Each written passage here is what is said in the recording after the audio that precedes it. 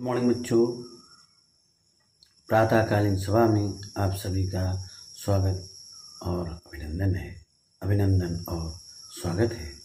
प्रथमतः मैं उन 20 शहीदों को जिन्होंने अपनी मातृभूमि की सेवा करते हुए अपने उच्च कोटि का बलिदान प्राणोत्सर्ग किया है, मैं उनको सैल्यूट करता हूँ। लद्दाख की सीमाओं पर चीनी सैनिकों के साथ झड़प में हमारे 20 जवान शहीद हो गए थे। मैं उनको बार बार शत नमन करता हूँ, सैल्यूट करता हूँ।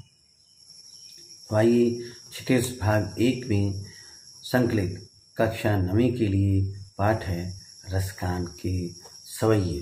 रसखान का जीवन परिचय समझ लें।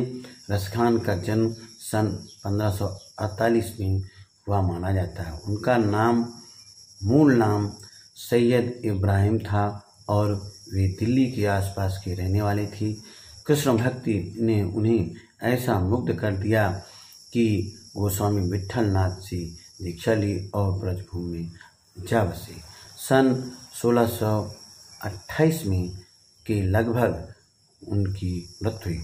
सुजान, रसखान और प्रेम वाटिका उनकी उपलब्ध कृतियाँ हैं। रसखान रचनावली के रूप में उनकी रचनाओं का संग्रह मिलता है।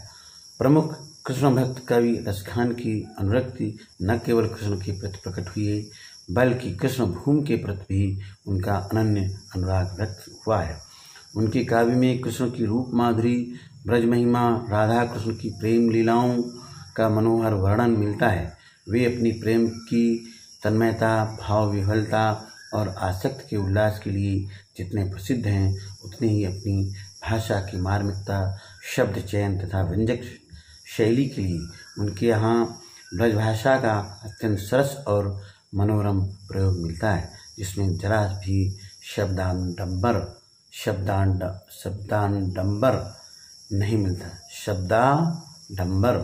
नहीं मिलता है। यहाँ संकलित पहले और दूसरे सवैये में कृष्ण और कृष्ण भूमि के प्रति कवि का अनन्य समर्पण भाव व्यक्त हुआ है। तीसरे छंद में कृष्ण की रूप सौंदर्य के प्रति गोपियों की उस मधुरता का चित्र है जिसमें वे स्वयं कृष्ण का रूप धारण कर लेना चाहती है। चौथे छंद में कृष्ण की मुरली की धुन और उनकी मुस्कान की अचूक प्रभाव तथा गोपियों की व्यवस्था का वर्णन है। मानुष हो तो वही रस खानी, बसों ब्रज गोकुल गाँव के ग्वारन। जो पशु हो तो कहा बस मेरो, चरों नित नंद की धेनु मझारन। पाहन हो तो वही गिरि को, जो कियो हरि छत्र पुरंदर धारन। जो खग हो तो बसेरो करो, मिल कालिंदी कूल कदम्ब की डारन। ये रसखान कवि कहते हैं कि यदि मैं मनुष्य बनूं तो वही मनुष्य बनूं जो ब्रजभूमि में गाँव के ग्वालों के बीच में रहता हो, ऐसा मनुष्य मैं बनूं। और जो पशु बनूं तो मेरा क्या बस है, लेकिन इतना बस है, मैं चाहता हूँ कि नंद बाबा की गायों के बीच में जाकर घास खाऊं, चरूं, चारा खाऊं। और यदि पत्थर बनूं तो ऐसा पत्थर बनूं जिस पत्थर को भगवान श्री कृष्ण ने अपनी सूनिया पर धारण किया था और इंद्र देवता का घमंड नष्ट किया था। और जो पक्षी बनूं, खग हूं, तो कहाँ रहूं, तो वहाँ रहूं, बसेरा करूं जहाँ पर यमुना नदी बह रही हो, उसके किनारे जो कदम के पेड़ हों उन पर अपना विश्राम करूं, अपना घोंसला बनाऊं। रसखान कवि इस तरह से ब्रजभूमि को की प्रशंसा करते हैं और वहाँ पर निवास बनाना चाहते हैं। और आगे दूसरा, या लकुटी अरु कामरिया पर राजित हूँ पुर को तजदारों, आठौ सिद्ध नवो निधि के सुख नंद की गाय चराय विसारों, रस खान कबों इन आँखिन सो ब्रज की वन बाग तड़ाग निहारों, कोटि के ये कल धौत के धाम करील के कुंजन ऊपर वारों। क्या कहा है? रसखान कवि ने भगवान श्री कृष्ण के बारे में बताया है कि कृष्ण और कृष्ण भूमि के प्रति कवि का अनन्य समर्पण भाव व्यक्त हुआ है। ये लकटी और कामरिया, भगवान श्री कृष्ण जब गाय चराने जाते थे तो एक कंबल और एक लकड़ी, लकटी उसे बोलते हैं, और कमरिया माने छोटा कंबल। उस लकड़ी और कमरिया पर माने उस लकड़ी जो भगवान श्री कृष्ण लेकर जाते थे और उस कंबल, छोटे से कंबल जो भगवान श्री कृष्ण लेकर गाय को चराने जाते थे, रसखान जी कहते हैं पर राजतहूं पुर को तजडाऊं, पूरे संसार की धन वैभव का राज्य यदि का स्वामी बनूं तो उसको भी इस लकटी और कमरिया पर न्यौछावर कर दूं। आठों सिद्ध नवों निधि की सुख नंद की गाय चराए विसाऊं। और आगे कहती कि भगवान श्री कृष्ण जिन नंद बाबा की गाय चराते थे तो रसखान जी कहते हैं कि 8 प्रकार की सिद्धियां और 9 प्रकार की निधियों की जो सुख प्राप्त होता है वो सब सुख नंद बाबा की गाय चराकर भूल जाऊं। रसखान कबों इन आँखिन सो ब्रज की वन बाग तड़ाग निहारों। रसखान जी कहते हैं कि इन आँखों से यदि कुछ देखना हो तो क्या देखूं? ब्रजभूमि के वन, ब्रजभूमि के बाग बगीचे, ब्रजभूमि के तालाब देखूं, उनको देखूं, उनका वैभव देखूं। कोटिक ये कलधौत के धाम करील के कुंजन ऊपर वालों, और करोड़ों रुपए की ये जो भवन है उनको करील की कुंजन, जो करील पत्तियों से रहित जो झुरमुट होता है उस पर न्यौछावर कर दूं। इतनी समर्पण भाव भगवान श्री कृष्ण की ब्रजभूमि पर रसखान कवि रखते हैं। इसी संदर्भ में मैं आपको बताना चाहता हूँ कि देखिए 8 सिद्धियाँ कौन कौन सी हैं? अणिमा, महिमा, गरिमा, लगिमा, प्राप्ति, प्राकाम्य, ईशित्व और वशित्व, ये 8 अलौकिक शक्तियाँ, 8 सिद्धियाँ कहलाती हैं। अणिमा, अणुरूप में आ जाना, विशाल काय से सूक्ष्म रूप धारण करना। महिमा है विशाल काय रूप धारण कर लेना, सूक्ष्म रूप से विशाल काय धारण करना। गरिमा, वजन बढ़ा लेना। लघिमा, छोटा हो जाना। ये इस प्रकार की सिद्धियां 8 प्रकार की हैं। 9 प्रकार की निधियां कौन कौन सी हैं? देखिए, पद्य, महापद्य, शंख, मकर, कच्छप, मुकुंद, कुंद, नील और खर्व, ये कुबेर की 9 निधियां कहलाती हैं। तो 9 निधियां और 8 सिद्धियों की चर्चा दूसरे सवैये में की गई। मोर पखा सिर ऊपर राखियों, गुंज की माल गरे पहिरोंगी, ऊड़ पीताम्बर लय लकटी वन, गोधन ग्वारनी संग फिरोंगी, भाव तो वोई मेरो रस खान, सो तेरे कहे सब स्वांग करोंगी, या मुरलीधर की अधरान न धरोंगी।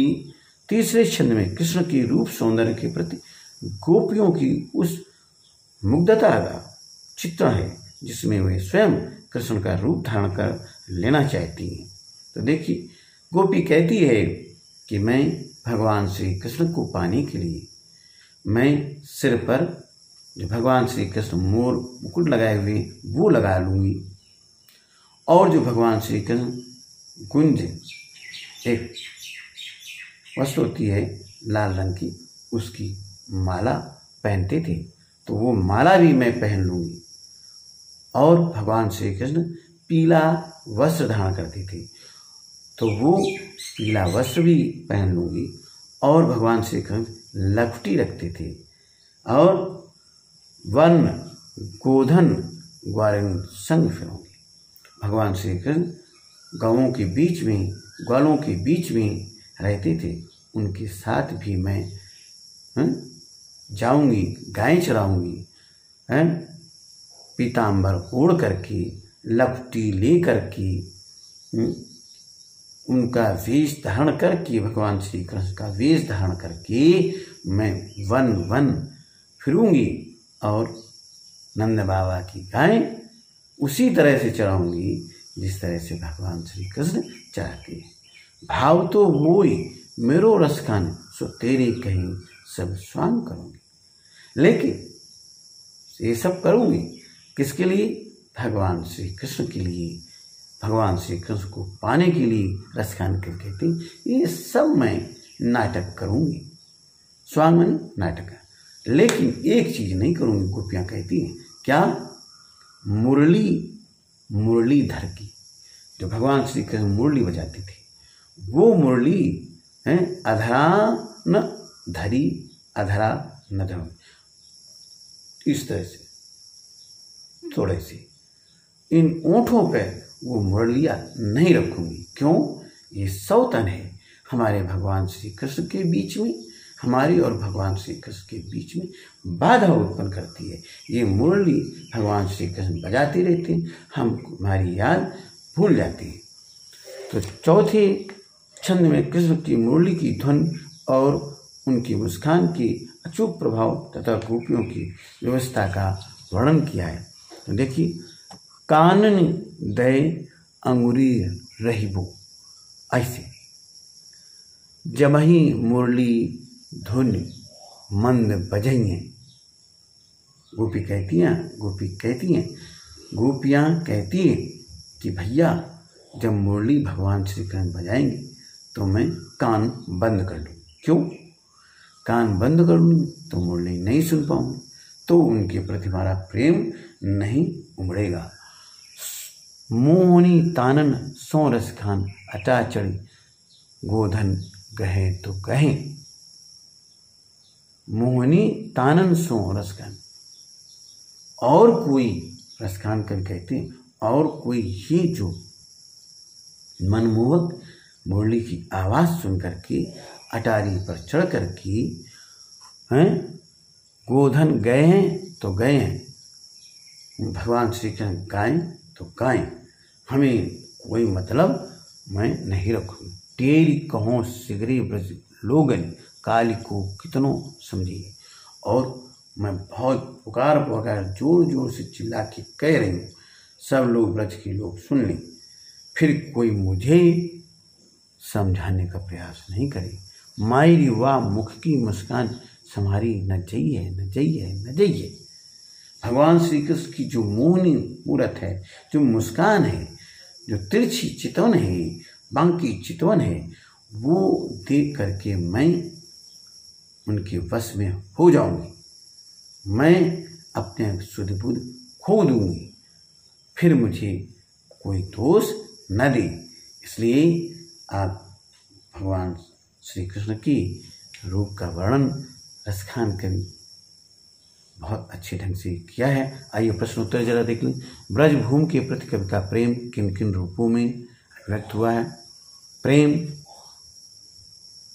गाय चराने के लिए, पशु होने के लिए,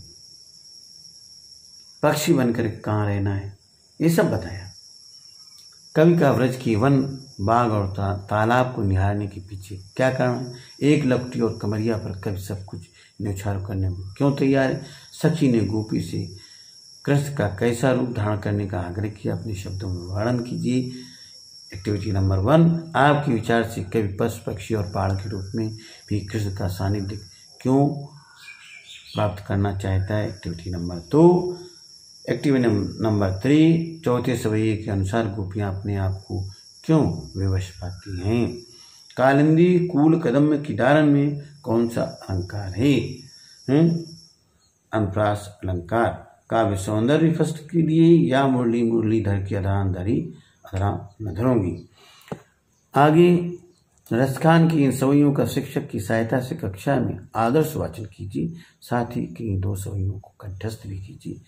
एक्टिविटी नंबर 4, बसों शब्दार्थ देखिए। बसों बसना रहना, कहा बस वश में न होना, मझारन वने बीच में, गिरी पहाड़, पुरंदर इंद्र, कालिंदी यमुना, कमरिया कंबल, तड़ाग वाला तालाब, कलधौत की धाम, सोने चांदी की महल, करील कांटेदार झाड़ी, वारों ने छौर करना, भाव तो अच्छा लगना, अटा कोठा, अट्टालिका, अटारी, टेर पुकार बुलाना।